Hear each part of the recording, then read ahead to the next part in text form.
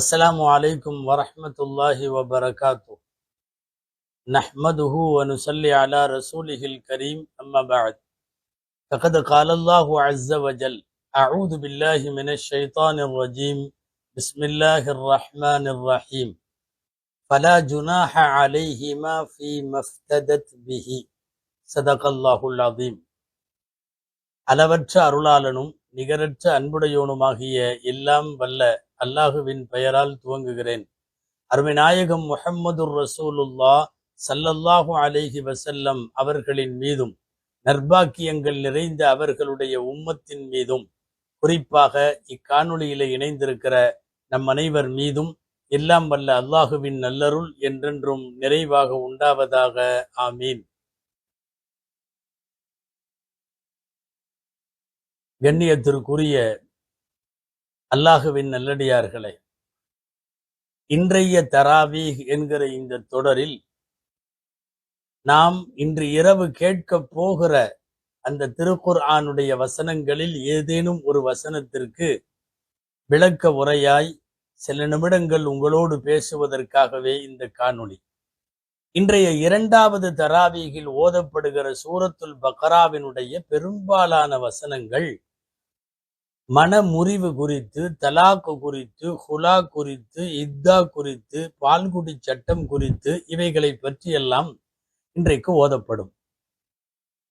இதுல மிக அதிகமாக விவாகரத்துகளும் விவாக விளக்குகளும் ஆண்கள் தரப்பிலும் பெண்கள் தரப்பிலும் முன்னெப்போதும் இல்லாத அளவுக்கு அதிகமாகி வருகிற சூழலில் தலாக்கு ஹுலாவை பற்றிய சிந்தனை இன்றைய தராவீகில் மிக முக்கியமானது. அன்பானவர்களே, பொதுவாக குடும்ப வாழ்க்கைங்கிறது நிறைய சகிப்புத்தன்மைகளினுடைய கூட்டு கலவைதான். தாங்கிக் கொள்ளுகிற, சகித்து கொள்ளுகிற, பொறுத்து போகிற, அனுசரித்து போகிற மனப்பான்மை, அதுக்கு பேர் தான் குடும்ப வாழ்க்கை. நல்லா சொல்றதுன்னா, திருமணம் அல்லது குடும்ப வாழ்க்கை என்பது அட்ஜஸ்ட்மெண்ட் மனோபாவம் உள்ளவர்களுக்கானது.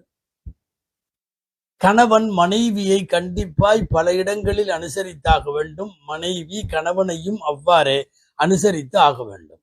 தஹம்முல் என்று சொல்லுகிற பொறுத்து போகுதல், விட்டு கொடுத்து போகுதல், சகித்து கொள்ளுதல், இவைகள் எல்லாவற்றினுடைய கூட்டு பெயர் தான் ஒரு குடும்ப வாழ்க்கை என்பது. அந்த அடிப்படையில் மார்க்கம் ஜோடி சேர்த்து வைத்தாலும் பல நேரங்களில் அதையும் தாண்டி விவாகரத்துகளும் விவாக விளக்குகளும் ஏற்படுவது உண்டு. பொதுவா சில நேரம் கணவன் எந்த வகையிலும் மனைவிக்கு ஒத்து வர மாட்டான், அல்லது மனைவிக்கு கணவன் எந்த வகையிலையும் கணவனுக்கு ஒத்து வர மாட்டாள்.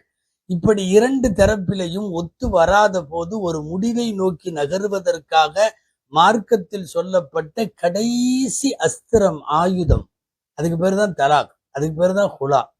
சும்மா நினைச்சதுக்கெல்லாம் தலாக்கு விடுறது அல்ல மார்க்கம். நினைச்ச நேரம் எல்லாம் கணவன்கிட்ட இருந்து நான் பிரிஞ்சுக்கிறேன்னு ஹுலா வாங்கி கொள்ளுவதற்காக அல்ல. அசல்ல ஒரு அடிமைத்தனம் மாதிரி இருக்கக்கூடாது. இப்போ ஒரு பெண் சரியில்லாத கணவன், நீ என்னன்னாலும் அவங்களுடைய வாழு. தமிழ்ல சொல்லுவாங்க இல்லையா, அந்த காலத்துல கல்லானாலும் கணவன், புள்ளனாலும் புருஷன், அந்த மாதிரி எல்லாம் இல்லை. சரியான முறையில் அவன் குடும்ப வாழ்க்கைக்கு ஒத்து வருகிற போது இணைந்து குடும்பம் நடத்தவும், தேவையில்லைன்னா பிரிஞ்சுக்கலாம் அப்படிங்கிறதுக்காகத்தான் இந்த குடும்ப வாழ்க்கைங்கிறது. இதுல மனவிலக்கு விவாகரத்துக்கெல்லாம் அனுமதி வழங்கப்பட்டது. அப்படி இல்லைன்னு சொன்னா என்ன ஆயிரும்னா, அது அபுதியத் என்கிற அடிமைத்தனமாக போய்விடும். அந்த அடிப்படையில வழங்கப்பட்ட இந்த ஹுலா என்கிற பெண் சார்பில் வாங்கப்படுகிற விவாக விலக்கு, அல்லது தலாக் என்கிற ஆண்கள் சார்பில் கொடுக்கப்படுகிற தலாக்கு, இந்த ரெண்டிற்கும் நிறைய வரன்முறைகள் எல்லாம் இருக்கிறது. அதுல குறிப்பா பெண்களும் அவர்களுக்கு ஒத்து வராத போது, அவர்கள் மனம் விரும்பாத போது, அல்லது அந்த கணவனோடு வாழ்க்கையில லயிக்காத போது அவர்கள் விவாக விலக்கு பெற்றுக்கொள்ள மார்க்கம் அனுமதி தருகிறது.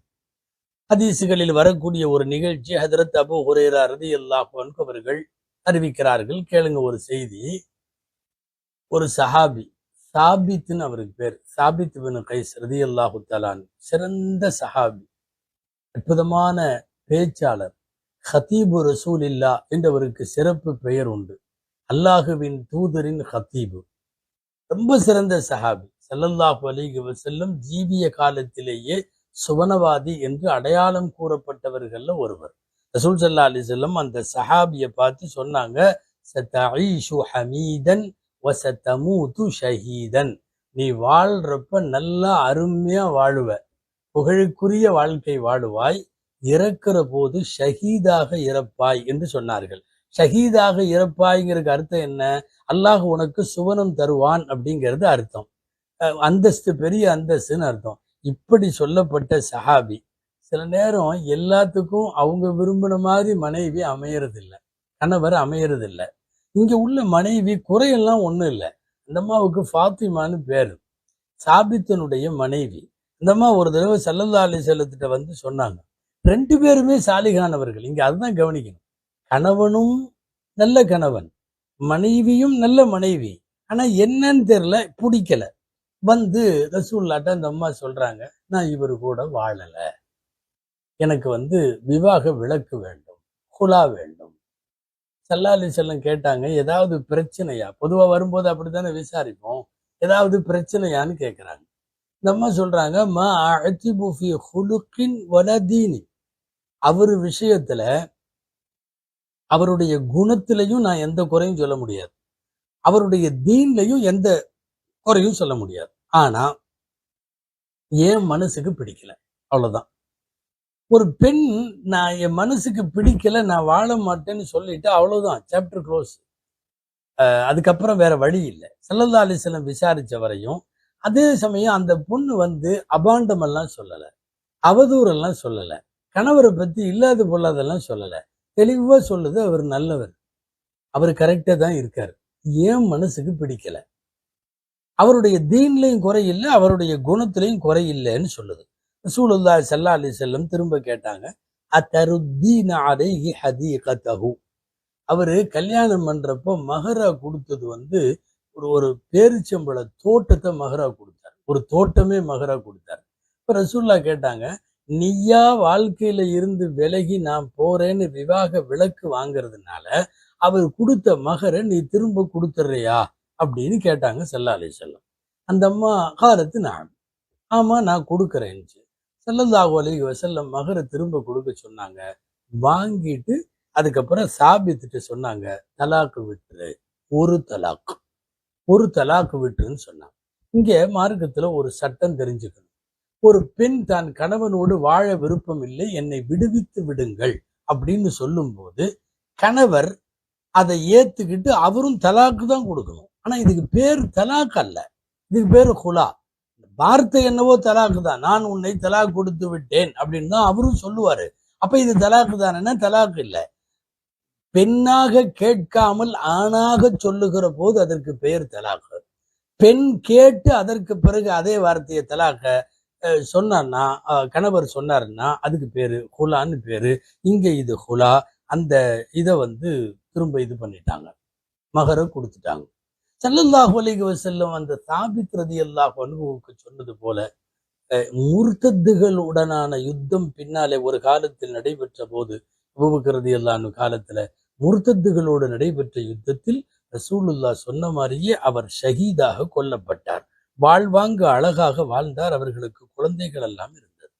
இப்ப இந்த மாதிரி ஒரு பெண் தனக்கு பிடிக்காத கணவரை விட்டு விடுவதற்கு மார்க்கம் அனுமதி வழங்குகிற இந்த முறைக்கு ஹுலா என்று பெயர்.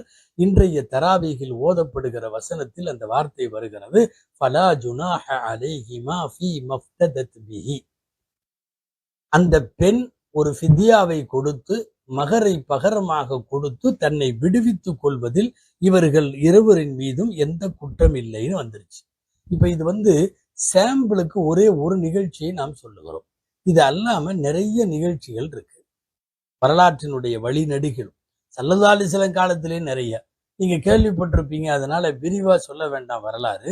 பரீரான்னு ஒரு அம்மா வந்தாங்க ரலியல்லாஹு அன்ஹா. கணவரை பிடிக்கலன்னாங்க.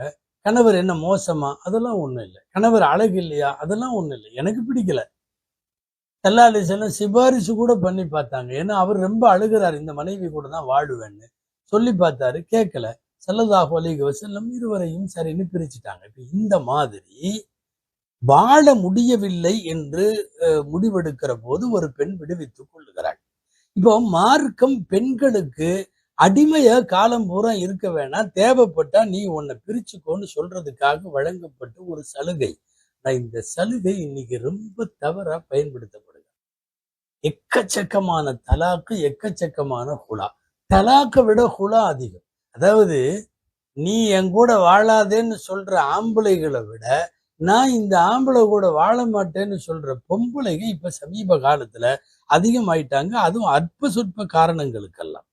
இப்ப இந்த சொல்லப்பட்ட நிகழ்ச்சியில 2, 3 விஷயம் இருக்கு. முக்கியமான விஷயம் ஒரு விஷயம் என்னன்னா, அந்த அம்மா ரசூலுல்லாஹ்ட்ட சொல்லும்போது ஸல்லல்லாஹு கேட்டாங்கல்ல, அவர் மேல ஏதாவது குறையா?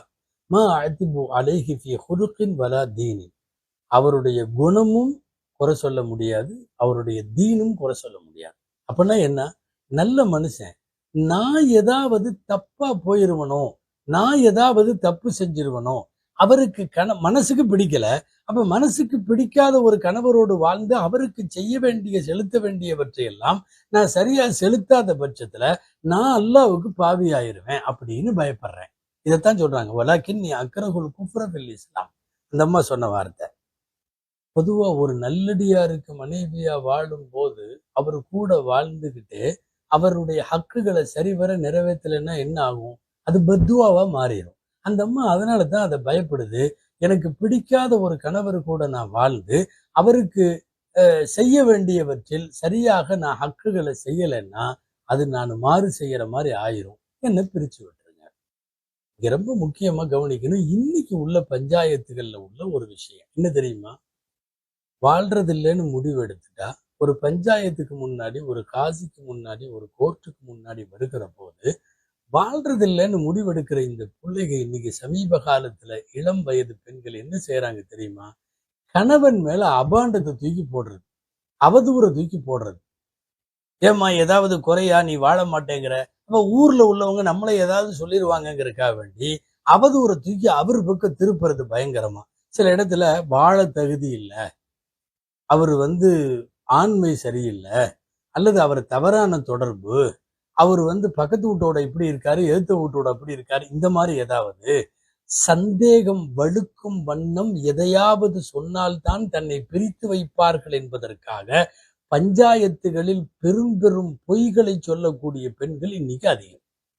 பெண்களை குறை சொல்றதுக்காக அல்ல, நடைமுறையில இன்னைக்கு இது அதிகமா வந்துருச்சு. என்னன்னா, எதையாவது சொல்லி இவன்ட்டு இருந்து பிரியணும். ஏன் சும்மா சொல்லுவானே, எல்லாத்தையும் சொல்லலாம். ரசூல் ஸல்லல்லாஹு அலைஹி வஸல்லமுக்கு முன்னாலே பிரிந்து விடுகிறேன் என்று சொல்ற பெண்கள் யாரும் இந்த மாதிரியான அவதூறுகள், அபாண்டங்கள்லாம் சொல்லவே இல்லை அப்படிங்கிறத நாம இங்க கவனித்து பார்க்க வேண்டும். அன்பானவர்களே, இன்னொரு செய்தி. இன்னைக்கு சுதந்திரத்தை விரும்புற பெண்கள் அதிகமாயிட்டாங்க. அடிக்கடி கேட்கிற வார்த்தை என்ன தெரியுமா? நான் சொந்த காலில் நின்றுக்குவேன், கஞ்சியோ கூழோ நான் எங்கேயோ போய் குடிச்சுக்குவேன், என் பிள்ளைகளை நானா வளர்த்துக்குவேன், ஏன் அவங்களுக்கும் இவங்களுக்கும் நான் போய் கட்டுப்பட்டு இருக்கணும், நான் எங்க அம்மா வீட்லயே எங்கேயாவது ஒரு ஓரமா இருந்துக்குவேன், வேலைக்கு போனா நமக்கும் 4 காசு கிடைச்சிரும், குடும்பத்தை ரன் பண்ணிடலாம், சொந்த காலில் நின்றலாங்கிற இந்த சிந்தனையில நிறைய இதுல கீறல் விழுந்துருக்கு. என்ன தெரியுமா? ஒரு வாழ்வு என்பது வெறும் காசு பணம் மட்டுமல்ல. உங்களுக்கு எங்கேயாவது ஒரு 50,000 ரூபாய் சம்பளத்தை ஒரு பொண்ணுக்கு கொடுத்துறாங்கிறதுக்காக வேண்டி புருஷன் வேணாம், ஒரு சமூகம் வேணாம், சந்ததிகளுடைய வருங்காலம் குறித்த கவலை வேணாம், ஒண்ணும் இல்லாம வாழ்றதுங்கிறது. சுதந்திரம் என்பதை தவறாக புரிந்து கொண்டிருக்கிற பெண்கள் இன்னைக்கு அதிகம். சுதந்திரத்தை விரும்புகிற பெண்கள் இன்னைக்கு அதிகம். சொந்த காலில் நிக்கிறோன்ட்டு போறாங்க. நல்லா தெரிஞ்சுங்க, எந்த ஒரு இடத்திலேயும், அது கல்யாண வீடோ, மவுத்து வீடோ, வேறு எதாவது விசேஷங்களோ, ஊர்ல முன்னாடி போய் நாம 4 பேருக்கு முன்னாடி நிற்கும் போது கணவன் மனைவியா நின்றா அந்த பார்வை வேற, அதன் கண்ணியம் வேற. நீ 1000 தான் லட்சக்கணக்கான ரூபாய் சம்பாதித்தாலும் ஒற்றை பெண்ணாய் நிற்கிற போது உன் மீது மற்றவர்களுக்கு படியும் பார்வை என்பது வேறு. இது இன்றைக்கு வளரும் தலைமுறை இளம்பெண்களுக்கு இவைகளை சொல்லித்தர வேண்டும். எடுத்து டக்கு டக்குன்னு பயன்படுத்துறதுக்கல்ல ஹுலா அப்படிங்கிறது. இன் கரிக மின்கா ஹுலுக்கன் ரதிய மின்கா ஆகர். சீக்கிரமா யாரும் பிரிஞ்சிட வேண்டாம். ஒரு குணம் பிடிக்கலைன்னா இன்னொரு குணம் பிடித்தது இருக்கும்னு சொல்றாங்க ஸல்லல்லாஹு அலைஹி வஸல்லம். பிடித்த குணங்களை பட்டியலிட்டு அந்த பாசிட்டிவ்களை எல்லாம் எடுத்துக்கிட்டு நெகட்டிவாக உள்ளவைகளை கொஞ்சம் கொஞ்சமாக அதை ஓரங்கட்டினாவே வாழ்ந்துட முடியும். இன்னைக்கு அப்படி இல்லை. நம்முடைய வயதான தாய்மார்கள், நம்முடைய நன்னிமா, ராதிமா, அத்தம்மா, அப்பம்மா, யார் யார் சொல்றோமோ எல்லா அம்மாவும் 50 வருஷம் 60 வருஷம் எவ்வளவு அட்ஜஸ்ட்மெண்ட்டோடு, எத்தனை ஏற்ற இறக்கம், எத்தனை மேடு பள்ளம், வாழ்க்கையில சாப்பிடாத பொழுதுகள், காசு இல்லாத பொழுதுகள், கடன் வாங்கிய பொழுதுகள், கஞ்சிக்கு இல்லாத பொழுதுகள், எப்படியெல்லாம் வாழ்ந்தாங்க. இன்னைக்கு அது எல்லாமே ஒரு கனவா போய் ரொம்ப சொகுசா வாழணும், எனக்கு இது வேண்டியதில்லை என்று நினைக்கிற அந்த பெண்களுக்கு சொல்ல வேண்டும், நீங்கள் பெற்றெடுத்திருக்கிற பிள்ளைகளும் ஆனதுக்கு அப்புறம் சில பேர் பிரியுறீங்களே, அந்த குழந்தையினுடைய வருங்காலம் ஆம்பளையா இருந்தாலும் பொம்பளையா இருந்தாலும், ஆம்பளை பையனோ பொம்பளை பிள்ளையோ, இன்சியலு தகப்பனார் தான், அடையாளம் அம்மா தான். வாழ்க்கை பூரா எங்க அம்மா எங்க கூட இல்லை, அல்லது எங்க அத்தா எங்க கூட இல்லை அப்படின்ற ஒரு பெரிய இழிவை சுமந்து கொண்டு அந்த குழந்தைகள் உங்க சௌரியத்துக்காக நீங்க விரும்புகிற தலாக்கு மனமுறிவு குழாவுக்காக வேண்டி ஒரு சந்ததியின் வாழ்க்கையை நாசமாக்குகிற இந்த மோசம், இது என்னன்னு சொல்ல முடியும்? வளரும் தலைமுறைக்கு முதல்ல அதை சொல்லி கொடுக்கணும், அந்த குழந்தைகளுடைய நிலைமை என்ன என்பது. இதுல ரொம்ப முக்கியமானது யாரு தெரியுமா ரோல்? பெற்றோர்கள். கூடுமானவரை குடும்ப வாழ்க்கைக்குள்ளே நீ இருக்க வேண்டும் என்று ஆணாக இருந்தாலும் பெண்ணாக இருந்தாலும் அவர்களை இருக்க வைக்க வேண்டிய பெற்றோரே சமயங்கள்ல விட்டுருமா வர்றதை பார்த்துக்கலாம் என்று பேசுவது பொறுப்பற்ற பெற்றோரினுடைய வெறுப்பிற்குரிய செயல். எல்லாம் பாதுகாக்கணும். பெருகி வரக்கூடிய விவாகரத்து, குலா போன்ற மிக மோசமான அந்த சப்தங்கள், குரல்கள் நம் வீடுகளில் விழாத வண்ணம் அல்லாஹ் நம்முடைய வீடுகளை பாதுகாப்பானாக. காலம் முழுக்க குதூகலமான குடும்ப வாழ்க்கையில வாழுவதற்கு அல்லாஹ் நம் இல்லங்களுக்கு தௌஃபீக் செய்வானாக. ஆமீன். வஆகிரு தஅவானா அல்ஹம்துலில்லாஹி ரப்பில் ஆலமீன். அஸ்ஸலாமு அலைக்கும் வரஹ்மத்துல்லாஹி வபரகாத்துஹு.